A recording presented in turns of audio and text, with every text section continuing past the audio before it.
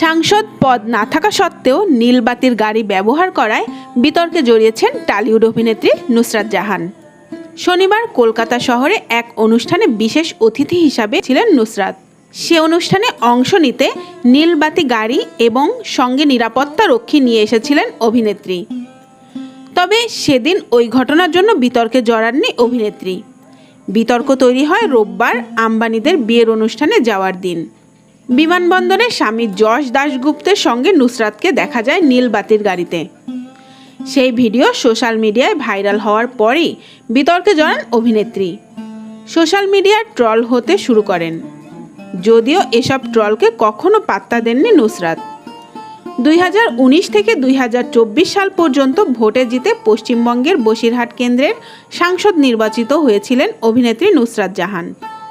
সরকারি নিয়ম মেনে 5 বছর ব্যবহার করেন নীলবাতি গাড়ি।